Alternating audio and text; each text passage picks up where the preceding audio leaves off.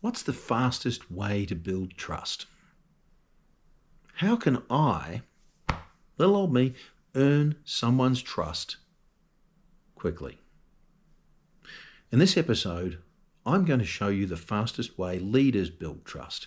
And if that's something that would help you in your career or life, then stick around. We're going to dive in shortly. I want to just jump back to that phrase. How can I earn someone's trust quickly? The key word there is earn, people. Let's find out what that means. Now, have you ever worked for a leader that people just seemed willing to follow almost immediately? Not because they had the biggest title, and it's not because they were the smartest person in the room. Here's a tip. The leaders usually aren't the smartest person in the room. They're just good leaders. They have really smart people that work with them and for them. I know the people that work for me are smarter than me, so if you ever watch this, there you go. Back to the podcast. The leader gets trusted not because they have the biggest title, and they were not the smartest person in the room necessarily. I mean, they might be, and certainly not because they were loudest. People just trusted them. And you've probably seen the opposite as well. Leaders with impressive titles, Lord of everything, years of experience and plenty of authority, who struggle to gain trust from their teams. We've all seen them. They stick around for a while and then they get shuffled out. Why does that happen? And more importantly, what is the fastest way that leaders actually build trust? My name is Brian Dance. I've spent more than 30 years working in business and leadership. And one thing I've learned is that trust isn't something leaders are given. It's something they earn. It's something we earn. It's something me, as a leader, I earn every day. Let's find out more. Welcome to the Long Way Forward podcast, by the way. We're going to explore the fastest way leaders build trust. And if you're finding value in my podcast, I've got plenty more discussions ahead on leadership, culture, effectiveness, influence, and workplace success. So by all means, throw us a like or a subscribe. Let's start by addressing a common misconception about trust. Most people believe trust is built through charisma. Hey everybody, how you going? They think the best leaders are just naturally confident, inspiring, energetic, and persuasive. Sometimes that's relevant. Those things definitely help. But I've seen many charismatic people lose trust very quickly. Think of the term snake oil salesman. Charismatic, loses trust very quickly. And I've seen many quiet, understated leaders earn enormous trust over time. I worked for one bloke a long time ago, 12 years. 11 years I worked for that gentleman, and I would go to war for him. Absolute trust. I have his back. He'd have mine, I know, in a heartbeat. That's trust for you. Now, if charisma isn't the answer, and he was charismatic, but no, didn't earn it through charisma. If charisma's not the answer, what is? And the answer is consistency. In my experience, consistency is the fastest and the most reliable way to build trust. Think about the people you trust most, the brands. Maybe it's a colleague. Maybe it's a mentor, a manager, a friend. What makes them trustworthy? It's usually not one grand gesture. It's hundreds of small moments, the ones that pass in the blink of an eye, but you see them again and again. They do what they say they will do. They turn up when they say they will, and they follow through. Their behaviour is predictable, and they're usually accountable for their actions. That's incredibly important. Trust grows when people know what to expect from you, and they know that you own your outcomes. You won't hide from them. Because you're not robotic. You're reliable. I'll give you an example. Imagine two managers. The first manager is enthusiastic, full of ideas, makes big promises, announces exciting initiatives, but often fails to follow through, doesn't deliver. The second manager is quieter, less flashy, doesn't make as many commitments, but consistently delivers on every one. delivers in full, on time. There's a buzzword in there, DIFOT, if you're listening. Who would you trust more after 6 months? Most people choose the second manager because trust is not built on intentions. The first manager might be an amazing person, might have all the best intentions in the world, but they never deliver on their promises. Can you trust it? No, you can't. Are they a good person? Probably. Do they mean well? Probably. Can you trust them? There's a difference. Trust is not built on intentions. It is built on evidence. People trust what we repeatedly observe, what we see, what we can touch, not just what we hear. That's an important leadership lesson. People trust what they repeatedly observe, not what appears on a mission statement, not what is written on a leadership profile, but what they observe every single day. Now, I often talk about leadership behaviour. This is one of the reasons why. Leadership isn't simply what you say. Leadership is what people experience. It's what they feel after interacting with you. It's what they experience. Think about that for a moment. How do people experience your leadership? Do they experience reliability? Do they experience fairness? Do they experience consistency? Or do they experience uncertainty?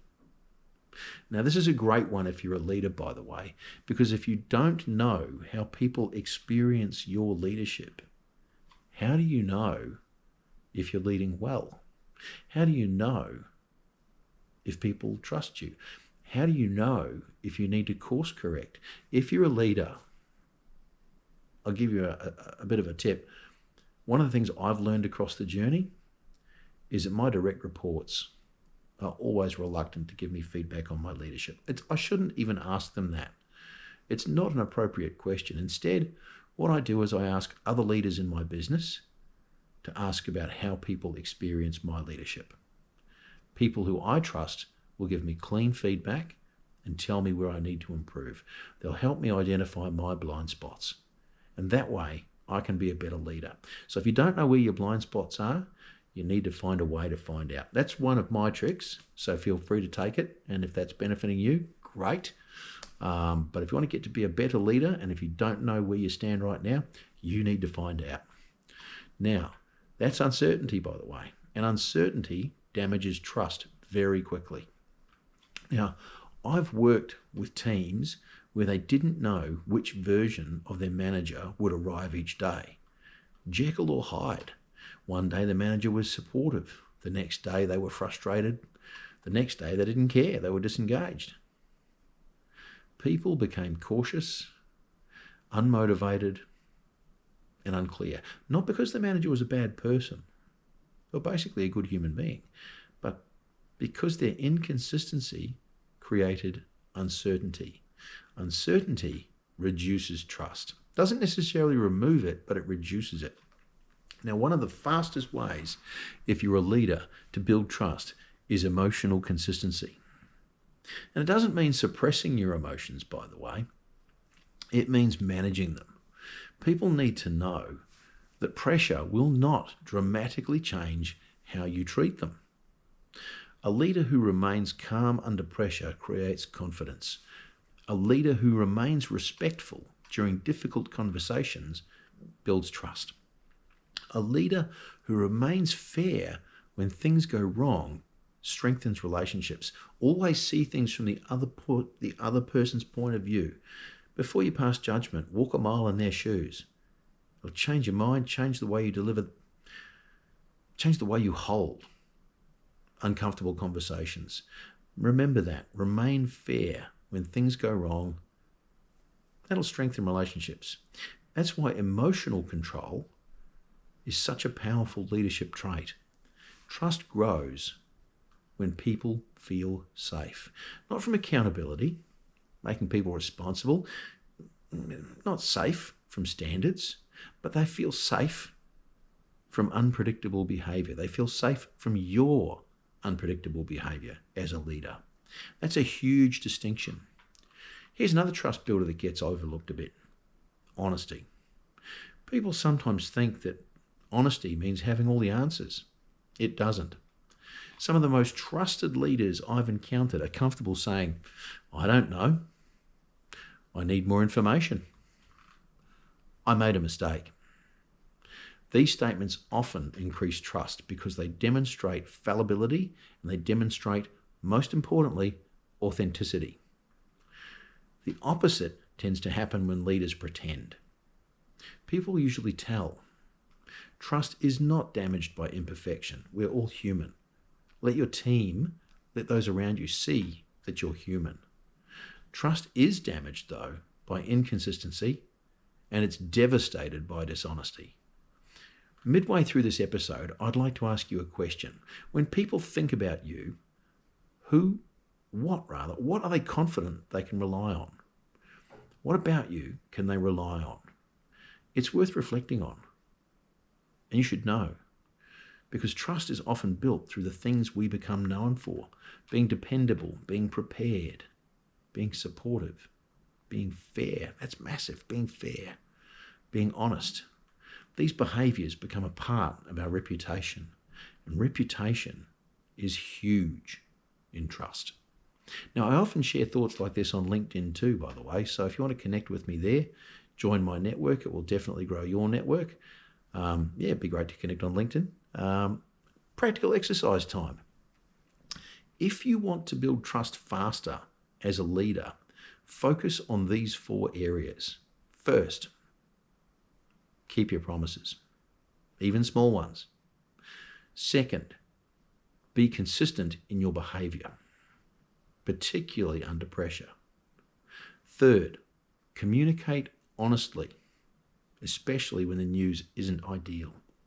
And fourth, treat people respectfully and fairly. People notice fairness. They also notice when it's absent. And if they're being treated disrespectfully, it's a trust killer. Those 4 behaviours build trust super quickly, surprisingly quickly, not overnight, but much faster than people realise. This week, I'd like you to conduct a simple leadership exercise. Ask yourself, what am I known for? Would my team describe me as consistent? Would they describe me as reliable? Would they describe me as fair? And if not, what is one behaviour I could improve this week? And if you don't know the answers to those questions, well, ask someone you trust that knows you. Someone that feels safe enough to give you an honest answer. Because trust, well, if you want to improve your trust, you need to know what behaviours to improve. And trust is not built through grand gestures, remember. It's not built through massive promises. It's built through repeated actions, small, consistent leadership style action. And over time, those actions become something really valuable called trust. Once trust exists, influence becomes easier. Communication becomes easier. Accountability becomes easier. Performance improves. Culture improves. Everything becomes easier because trust changes everything.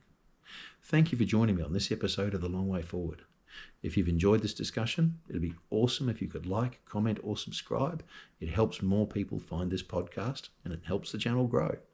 In the next episode, we're going to explore the other side of this conversation and answer a really challenging question. Why don't people trust me? That's scary. Understanding what damages trust can be so valuable, easily as valuable as understanding how to build it. Until then, thank you for listening. This is the Long Way Forward podcast.